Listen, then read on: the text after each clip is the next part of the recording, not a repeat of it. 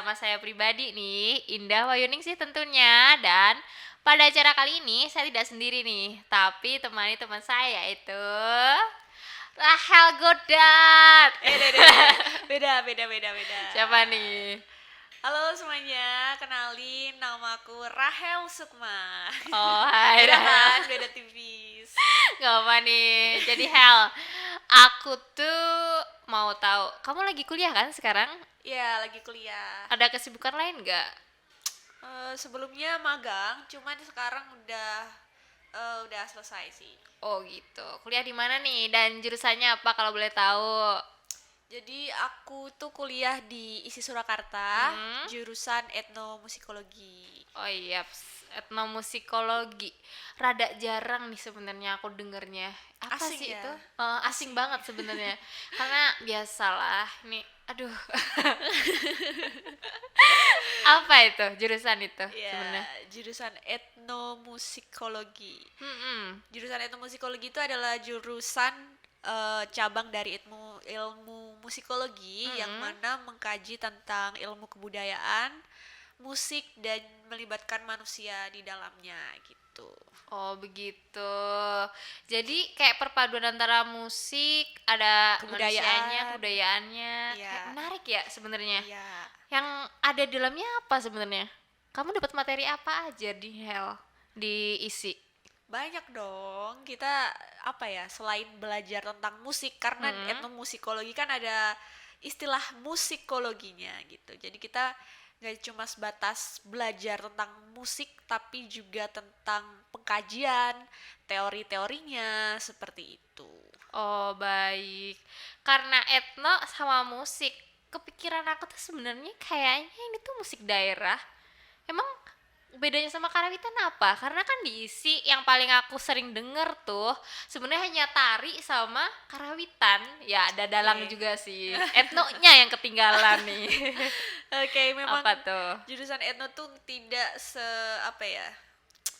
Tidak seterkenal jurusan manajemen dan sebagainya Oh kan. nggak Tapi banget. tapi Terus? kita salah satu apa ya, pelopor baru sih menurut aku. Jadi eh musik etnomusikologi itu memang lebih apa ya? Kita memang belajar musik tradisi, tapi selain musik tradisi kita juga belajar tentang musik dunia gitu. Tidak sebatas musik tradisi yang ada di Indonesia, tetapi juga luas cakupan kita gitu. Baik. Nah, karena musiknya itu luas, jadi kau biasanya dapat musiknya apa? Dan kamu pasti punya itu sih. Maksudnya kayak teman-teman kamu emang enjoy dengan musik-musik yang ada di etno. Enjoy dong. Kita karena etnomusikologi kan cakupannya ada musik diatonis, pentatonis seperti itu kan. Nah, kita juga dalam beberapa hal tuh ada penjuruan gitu.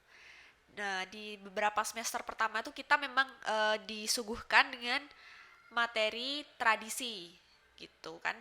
Terus di semester ke-6 udah mulai semester atas nih, kita mulai disuguhkan sama materi-materi semester apa? Sorry, pada musik barat. Nah, Oh, jadi ada baik. penjuruan nih. Jadi di semester 6 itu ada mata kuliah dasar instrumen tunggal, kemudian di semester 7 ada garap instrumen tunggal seperti itu. Jadi kita memilih mayor gitu. Begitu. Jadi gambarannya. Nah, kalau musik tradisi, kalau aku boleh tahu, itu dari mana aja? Kan tradisi di Indonesia banyak nih. Oke. Nggak cuma satu Jawa doang sih yang aku tahu juga. Bali itu juga terkenal banget kayaknya. Iya. Jadi dalam penerapannya kita tuh diajarkan untuk belajar yang pertama itu musik daerah Jawa, karawitan. Ya. Kemudian naik lagi, nanti ada Bali, ditambah Bali, Sunda, seperti itu. Kemudian naik lagi nih levelnya, level up. Ada Ini Makassar, aku dengernya ya. kayak berasa naik tangga ya. Iya, jadi memang etno ini menurut aku tuh istimewa ya, karena memang kita nggak belajar tentang satu jenis tradisi menurut aku, tapi kita memang kayak difasilitasi, kita apa ya di apa ya istilahnya, disuguhkan dengan banyak musik tradisi yang bisa kita pilih gitu. Yang mana itu kayaknya memperkaya para mahasiswa-mahasiswinya yang ada di dalamnya kayaknya ya, untuk Iya, lebih mencintai. Kalau makanan kan pasti produk, nah kalau ini pasti mencintai kebudayaan yang ada di Indonesia iya sendiri nggak sih? betul. Kayak aku kayak tertarik deh masuk ke situ lama-lama ya. Iya, ayo dong. An- Oke. Nah, Hal, karena kita tuh udah tahu sebenarnya kalau di etno tuh belajarnya gitu. Terus lingkungannya juga gitu. Nah, kalau anak-anaknya sendiri gimana orang-orangnya tuh? ah, Model-modelannya oke, anak-anaknya tuh etno itu sangat berciri khas ya. Kalau berciri khas. kita identik dengan rambut gondrong biasanya kalau cowok. Ini secara visual ya. Ya, oke. Identik dengan rambut gondrong, terus kaos serba hitam, baju serba hitam seperti itu. Itu secara penampilan Oh ya, gitu oke. kan. Tapi kalau secara kebiasaan kita tuh karena anak seni ya, Ya. pasti suka nongkrong. Secara solidaritas memang tinggi gitu sesama mahasiswa gitu. Kerap kali kita juga apa ya, nggak cuma nongkrong sih, tapi kita eh, perkumpulannya tuh sangat apa ya, berfaedah gitu. Nggak cuma nongkrong doang, tapi kita juga bisa bikin acara, kita bisa bikin event gitu. Jadi berawal dari nongkrong bisa jadi event gitu. Iya. Wah, menarik nih. Aku lebih kepikiran lagi sama mahasiswanya yang gondrong terus pakai baju hitam. Aku berasa kayak orang mau layatan ya. Iya, kita itu tuh kalau apa ya, misal nih keluar dari kelas, Hmm, itu udah bener-bener seperti komplotan geng kapak ya. siap perang. Iya, Gak kuat bayangin. jadi Terus jadi oke oke. bisa Baik oke. dibayangin ya. Iya bisa. Nah, itu kan cowok. Kalau cewek biasa aja pasti. Apa gimana nih? Cewek biasanya kita juga berciri khas ya, kayak nggak biasanya Hmm. itu nggak luput dari rambut yang diwarnain, terus juga eh, bertindik seperti, tapi itu hal yang menurut aku bukan sebuah keburukan ya, tapi kayak ini adalah ciri khas yang menurut aku unik untuk Unik. kita mahasiswa etnomusikologi gitu. Kalau dari itu semua yang kamu jabarin, kayaknya itu juga kan pasti tergantung dengan dosennya ya kalau matkul ya. Iya. Emang dosennya nyantai apa sih sebenarnya di Etno tuh? Senyeni apa juga deh dosennya.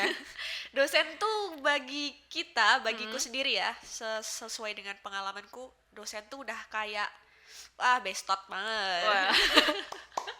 Karena gini, kita kan ada kantin nih. Heeh. Ada kantin, biasanya disebut dengan kantin etno. Apa sih itu? Nah, itu.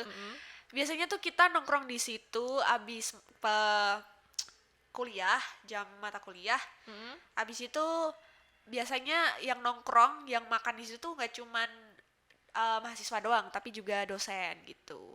Dan dosen tuh udah bener-bener kayak teman kita banget. Jadi satu tiker lah, satu meja lah, kita sebat bareng seperti itu, seperti yang aku lihat ya. Kayak teman-teman aku tuh suka ngerokok bareng, dan ada pula dosen yang menerima konsultasi atau bimbingan di skripsi itu di kantin gitu, bimbingan kantin. Asik, jadi kayak bener-bener makan bareng gitu-gitu. Kayaknya itu amat sangat mengasihkan sekali ya. Karena kan biasanya kalau orang bimbingan pasti di tempat yang harus bener-bener prepare gitu ya. Iya, private kan, Private. eksklusif. Kalau ini beda gitu. Itu kan pasti kayak kesana kesini jatuhnya kedenger nongkrong ya. Emang nggak mempengaruhi apa ya, mata pelajaran yang mereka ambil, kayak nilainya gimana nih, terus pelajarannya diambil juga gimana, mereka belajarnya gimana, kok nongkrong aja ya, gimana tuh? Jadi menurut aku kita tuh nggak sebatas cuman apa ya, belajar di kelas doang sih, tapi kita juga belajar di luar gitu. Dalam artian seperti kita membuat event kayak gitu, eh, menggelarkan sebuah event di mana kita juga melibatkan dosen di dalamnya. Jadi menurut aku gak sebatas berfokus pada perkuliahan di sebuah mata kuliah gitu kan. Jadi sedikit cerita, etnomusikologi itu eh kita punya event tahunan nih yang mana diselenggarakan oleh mahasiswa etnomusikologi. Namanya Oletno. Nah, yang mana Menarik nih. dinaungi oleh himpunan mahasiswa HIMA gitu kan. Iya.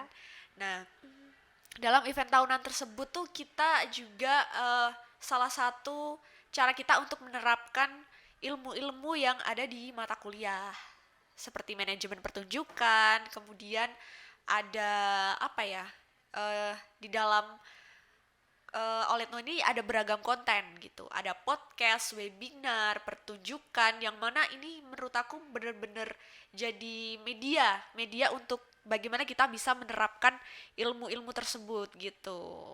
Baik, karena nongkrong tadi itu sebenarnya berfaedah banget, Iya jadinya dong. dapat eventnya juga dan ada podcastnya, jadi kayak gak kagok nih sebenarnya kamunya Iya. juga pasti Nongkrong yang berfaedah nih.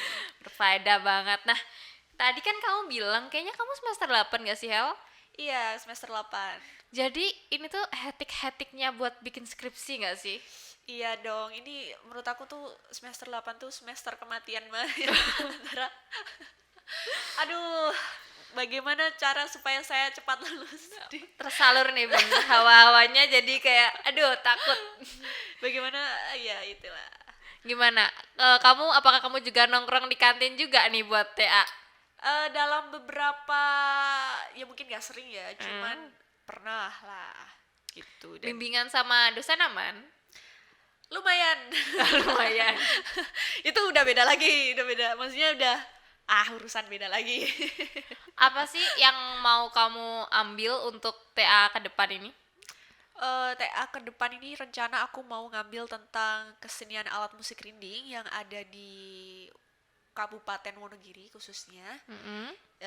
Jadi menariknya kenapa aku mengambil topik tersebut itu karena alat musik ini tuh gak sebatas alat musik, yang dimana biasanya alat musik kan digunakan sebagai media hiburan ya, sebagai media hiburan, pementasan, kesenian dan sebagainya. Tapi yang aku lihat yang menarik dari alat musik rinding ini ternyata dia digunakan oleh sebuah komunitas petani yang ada di Wonogiri ini, khususnya di Kecamatan Eromoko, itu sebagai alat pengusir hama gitu. Jadi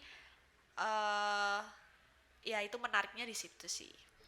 Karena bisa dari alat musik bisa ngusir hama. Padahal itu kayaknya terobosan terbaru banget gak sih? Soalnya Iya. hama itu kan kayak sulit banget gak sih? Kayak bandel gitu deh. Iya, Kalau menurut bandel. Tani ya. Dan dari bahasan kamu itu, TA kamu kayaknya menarik deh, Hel. Dan aku doain kamu cepat lulus juga ya, karena udah Iya. semester 8. Amin. Aku Dan juga apa ya? Kamu juga kenapa nih? ya, harapan orang tua sudah mengejar-ngejar. Untuk kelulusan anaknya pasti. Jadi Hel, makasih banget nih karena udah mau untuk hadir di acara podcast ini.